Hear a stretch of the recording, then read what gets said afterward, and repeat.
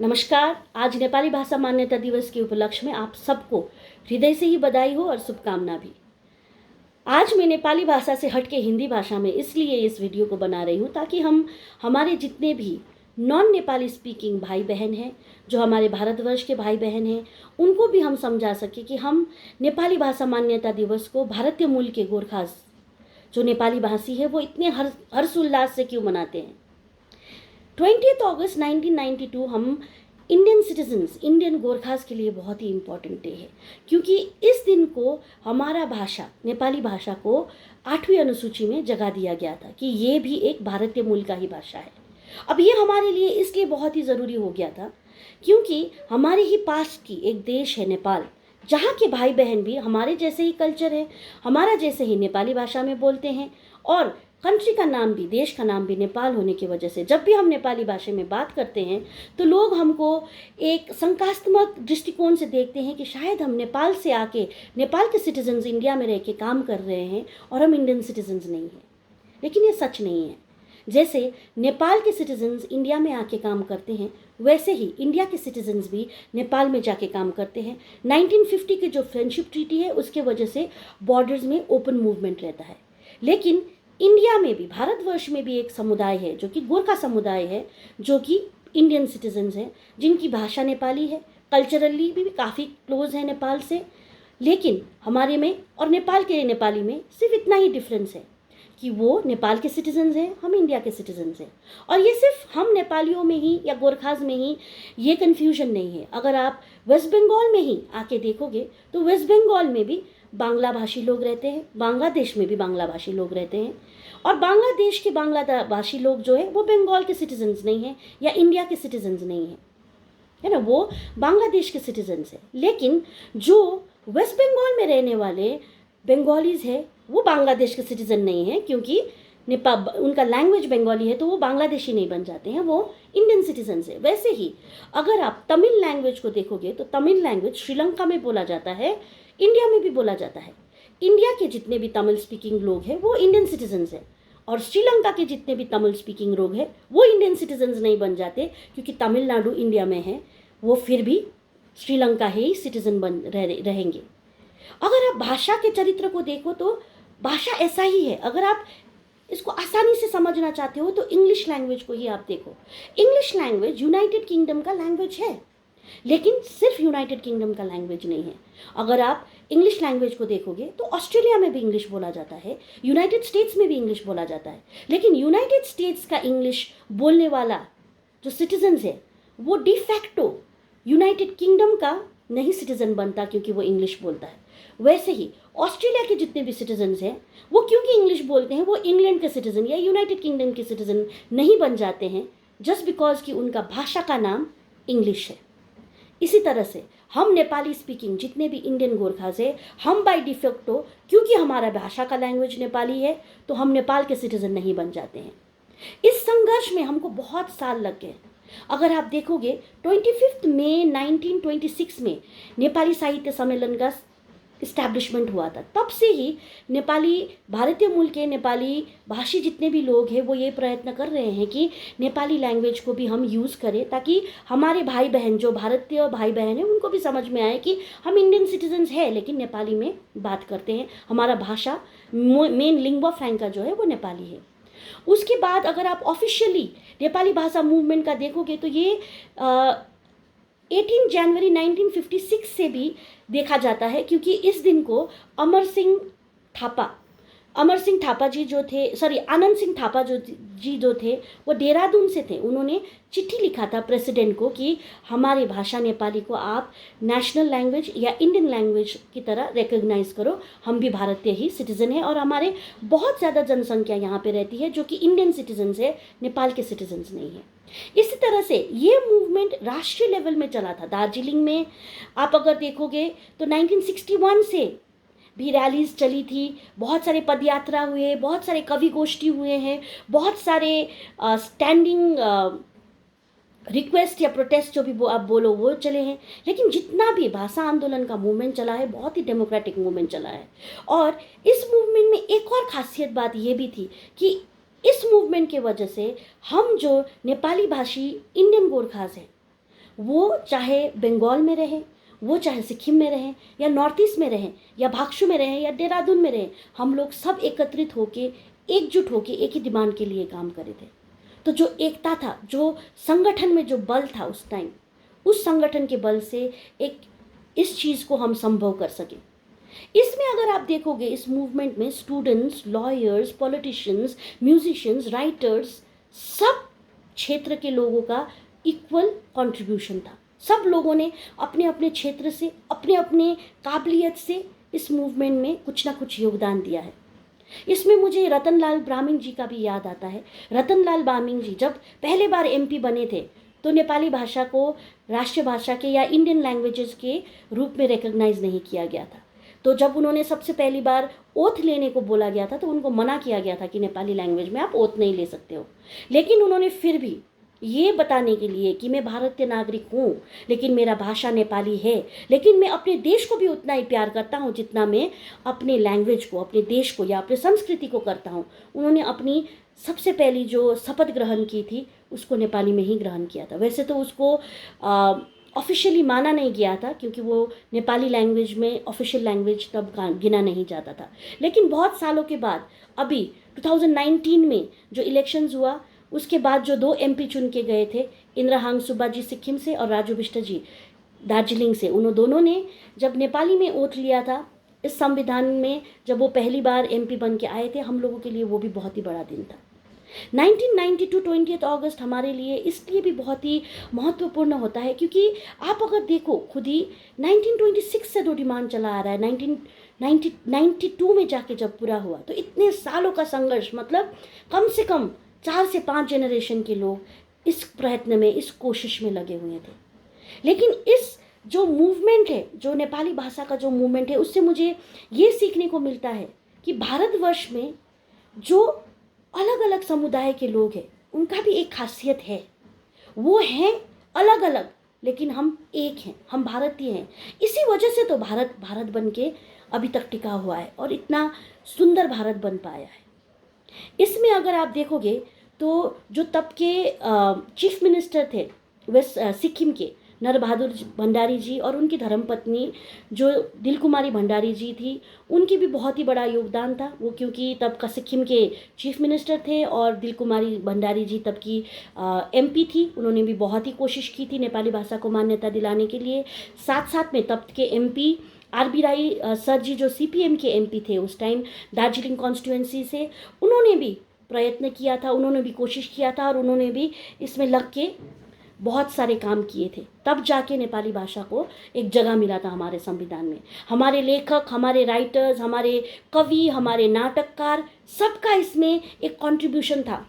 मुझे इसके किस्से बहुत सुनने को मिलते हैं और वो इतने मज़ेदार किस्से हैं। बताते थे कि जब यहाँ पे दार्जिलिंग में सीके श्रेष्ठ सर और उनका जो टीम था, वहाँ पे एक बहुत ही ताकतवर एक टीम था जो कि टीम एक्टिविस्ट थे, लेकिन वो वायलेंस के लिए नहीं थे। वो वहाँ पे सब लोग मिल के नाटक के थ्रू, गाने के थ्रू, स्ट्रीट प्लेस के थ्रू भाषा को आगे बढ़ाना चाहते थे।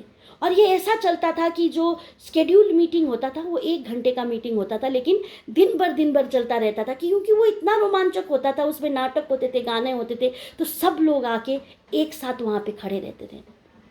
मुझे अब भी याद है जब मेरे दादाजी मुझे बताते हैं कि जब पहली बार भारत स्वाधीन हुआ था 1947 में, उसका जो सबसे पहले वाला दशहरा था, दिवाली में हम भारतीय गोरखाओं या गोरखा के एक ट्रेडिशन होता है देवसी का जब फेस्टिवल, दिवाली का जब फेस्टिवल होता है, भाई दूज के 1 दिन पहले उसको देवसी के रूप में हम लोग पालन करते हैं, जिसमें हम लोग घर घर जाके एक दूसरे के साथ गाना गाते हैं, देवसी गाते हैं और एक दूसरे को सुनाते हैं। लेकिन जब मेरे दादाजी फर्स्ट इंडिपेंडेंस डे का, आप खुद समझ सकते हो कि भारत पहली बार स्वाधीन हुआ है, स्वतंत्र सेनानी हमारे इतने सारे शहीद हुए, इंडियन गोरखा स्वतंत्र सेनानियों का भी बहुत कंट्रीब्यूशन है। दुर्गा मल्ल जी हो, राम सिंह ठकुरी जी हो, दल बहादुर गिरी जी हो, खैर उसका हम किसी और दिन बात करेंगे। लेकिन जो स्वतंत्र सेनानियों ने जितना कंट्रीब्यूशन दिया, पूरा भारतवर्ष के लोगों ने फाइनली अपने आप को एक इंडियन होने का, भारतीय मूल का सिटीजन होने का जब हक प्राप्त किया, तब हमारे दादाजी लोग देवसी खेलते हुए, गाते हुए रास्ते में जा रहे थे, लेकिन उस दिन भी किसी ने उनको रोक के बोला था कि तुम नेपाल के देवसी दार्जिलिंग में मत गाओ या इंडिया में मत गाओ। वो जो घाव था, वो घाव मुझे लगता है एक तरह से 1992 में आके भरा था, जब हमको हमारे भाषा को संविधान में एक जगह मिला था। इसी तरह से ये जो नेपाली भाषा का मान्यता दिवस है, हम लोग इसलिए भी मनाते हैं क्योंकि हमें हमारी संस्कृति, हमारी भाषा को कभी भी नहीं भूलना चाहिए। क्योंकि कोई भी जाति हो, कोई भी जगह का लोग हो, हमारे ट्रेडिशंस हमारे लैंग्वेज में होता है। और नेपाली भाषा तो इतना सुंदर लैंग्वेज है कि उसमें आपको म्यूज़िक मिलेगा। अगर आप बारिश को देखो, जैसे अभी मैं बैठी हुई, बारिश हो रहा है, तो बारिश को भी हम इतनी तरह से बोल सकते हैं। अगर बहुत ही तेज़ बारिश हो रहा है तो हम बोलते झरररर पानी परेको। अगर कोई धीरे धीरे से बारिश हो रहा है तो हम बोलते छम छम छम बारिश पानी पर्दैछ, है ना। कोई मुस्कुराता है तो मुस्कुराने में भी हम इतने सारे तरह से आपको बोल सकते हो कि आप देख सकते हो। जैसे हम बोलेंगे, अगर कोई धीरे से मुस्कुरा है तो हम बोलेंगे मुस्का हंसे को। अगर कोई खिलखिला के हंस रहा है तो हम बोलते हैं खिटका छोड़े रहा हंसे को। तो जब आप सुनते हो तो आप उस भाषा से सिर्फ सुन नहीं सकते हो, देख भी सकते हो। अलग अलग डिग्री जो लैंग्वेजेस का होता है, हम लोगों को वेरी वेरी वेरी यूज़ करने की ज़रूरत ही नहीं होती है, क्योंकि हमारे भाषा में इतना सारा शब्द है, शब्द का इतना सारा सागर है, जिससे हम हर भाव को, हर मनोभाव को हम प्रकट कर सकते हैं। इसलिए भी हम हमारे भाषा से बहुत प्यार करते हैं और हम हमारी भाषा के लिए लड़ते भी हैं। इसी वजह से 2017 में यहाँ पे एक काफ़ी बड़ा एजिटेशन भी चला था, जिसको देखने के दृष्टिकोण बहुत लोगों का अलग है। लेकिन मैं और मेरे जितने भी भारतीय मूल के इंडियन सिटीजन्स गोरखा हैं जो अपने भाषा को बहुत प्यार करते हैं, हम उस मूवमेंट को सिर्फ एक ही दृष्टिकोण से देखते हैं कि मैं भारतीय हूँ और मैं गोरखा हूँ, जो कि नेपाली भाषी गोरखा है। तो मैं भारतीय होने के हक से मुझे हिंदी भाषा पढ़ने का ऑप्शन मिलना चाहिए। लेकिन मेरी मातृभाषा नेपाली है, जो कि भारत की 8वीं अनुसूची में उसको जगह मिला हुआ है, तो उसको भी पढ़ने का हक मुझे मिलना चाहिए। ये दोनों हक को मैं किसी भी तरह से गंवाना नहीं चाहती हूँ। इसी वजह से जब यहाँ पे भारत के संविधान को पलट के वेस्ट बंगाल में जब बंगाली लैंग्वेज को कंपलसरी बनाया गया था, यहाँ पे लड़ाई ये नहीं थी कि हम बंगाली नहीं पढ़ना चाहते हैं। यहाँ पे लड़ाई ये थी कि मेरा देश का जो लैंग्वेज है हिंदी और मेरा मातृभाषा जो है, जो कि मेरे देश के संविधान में अंतर्भुक्त है, उस दोनों भाषा को हम अक्षुण्ण रख के पढ़ना चाहते हैं। उसको हम त्याग कभी भी नहीं करना चाहेंगे। यस, यहाँ के जितने भी लोग हैं बंगाली सीखना चाहे तो सीख सकते हैं, उसमें कोई प्रॉब्लम नहीं है, लेकिन वो कंपलसरी नहीं बनाना चाहिए। ये हमारी लड़ाई थी। और इसमें एक और चीज़ मैं ये बताना चाहूँगी कि 1992 में नेपाली भाषा ने संविधान में जगह तो पा ली, लेकिन नेपाली भाषा किसी स्टेट का लैंग्वेज नहीं है। जैसे बंगाली बंगाल का लैंग्वेज है ना, तमिलनाडु का लैंग्वेज हो सकता है। वैसे अगर आप पंजाबी देखोगे तो पंजाब का लैंग्वेज हो। तो कोई भी एक लैंग्वेज हो, उस लैंग्वेज को प्रिजर्व करने के लिए उस स्टेट का मशीनरी काम करता है। जैसे बंगाली को प्रिजर्व करने के लिए वेस्ट बंगाल गवर्नमेंट काम कर सकता है। पंजाबी लैंग्वेज को प्रोटेक्ट करने के लिए, उसको बढ़ावा देने के लिए पंजाब की गवर्नमेंट काम कर सकती है। राजस्थानी लैंग्वेज को बढ़ावा देने के लिए राजस्थान की गवर्नमेंट काम कर सकती है। भोजपुरी लैंग्वेज को आगे बढ़ाने के लिए बिहार की गवर्नमेंट काम कर सकती है। लेकिन नेपाली भाषा एक ऐसी लैंग्वेज है जो कि मल्टी स्टेट्स में डिस्ट्रीब्यूटेड है। नेपाली भाषा एक ऐसी लैंग्वेज हो जो दार्जिलिंग में भी बोला जाता है, जो कि वेस्ट बंगाल में पड़ता है अभी, जो कि कालिम्पोंग डिस्ट्रिक्ट में भी बोला जाता है, डुवर्स में भी बोला जाता है, जो कि फिर से वेस्ट बंगाल का हिस्सा है। और अगर आप देखोगे तो नेपाली भाषा सिक्किम में भी बोला जाता है। नेपाली भाषा नॉर्थ ईस्ट के सारे स्टेट्स में बोला जाता है। नेपाली भाषा भाग्सू और देहरादून में भी बोला जाता है। नेपाली भाषा अगर आप देखोगे तो असम में भी बोला जाता है। तो इतने सारे स्टेट्स में ये भाषा बोला जाता है, लेकिन किसी एक स्टेट का नहीं है। इस वजह से नेपाली भाषा को आगे बढ़ाने के लिए, इसके और अच्छी तरह से सिखाने के लिए कोई भी एक डेवलपमेंट काउंसिल या डेवलपमेंट बोर्ड कोई भी स्टेट नहीं बनाता है। इसी वजह से हम भारत के हमारे प्राइम मिनिस्टर, प्रेसिडेंट और जितने भी मशीनरीज हैं, हम उनको रिक्वेस्ट करेंगे कि नेपाली भाषा को आपने मान्यता 1992 में तो दे दिया है, लेकिन जिस लैंग्वेज को आपने मान्यता दिया है उस लैंग्वेज को आगे बढ़ाने के लिए, उस लैंग्वेज को और व्यापक रूप से सभी को सिखाने के लिए, सभी को समझाने के लिए, उस भाषा को आगे लेके जाने के लिए एक डेवलपमेंट काउंसिल होना बहुत ही ज़रूरी है और उसको आप जल्द से जल्द बना दीजिए। क्योंकि 1992 से रिकग्निशन देने के बाद उसमें आगे काम न होना एक आपको सिर्फ नेम प्लेट दे के ओहदा न देने के जैसा है कि हमारा भाषा संविधान में तो आ गया, लेकिन संविधान में आने के बाद जो हक हमको मिलना चाहिए वो हक नहीं मिला है। लेकिन ये संघर्ष जारी रहेगा और हमको विश्वास है कि हमारे भारतवर्ष के जितने भी भाई बहन हैं वो हमारे इस मंतव्यों को समझेंगे और हमारे प्रधानमंत्री, हमारे प्रेसिडेंट और जितने भी मशीनरीज हैं उन तक हमारी ये आवाज़ ज़रूर पहुँचाएंगे कि नेपाली भाषी गोरखा इंडियंस है, हम इंडियन सिटीजन्स हैं, हम भारतवर्ष को भी उतना ही प्यार करते हैं, हिंदी भाषा को भी उतना ही प्यार करते हैं क्योंकि वो हमारा भाषा है। और इसके साथ साथ हम अपनी लैंग्वेज, मदर लैंग्वेज जो है नेपाली को भी आगे बढ़ा के लेके जाना चाहते हैं। जो हमारी देश की सुंदरता है वो सुंदरता ही अलग अलग होके भी एक रहने में ही है। अगर हम सभी एक होते तो हम शायद भारतीय नहीं होते, हम शायद कुछ और होते, लेकिन हम अलग अलग होके भी भारतवर्ष में बंधे हुए हैं।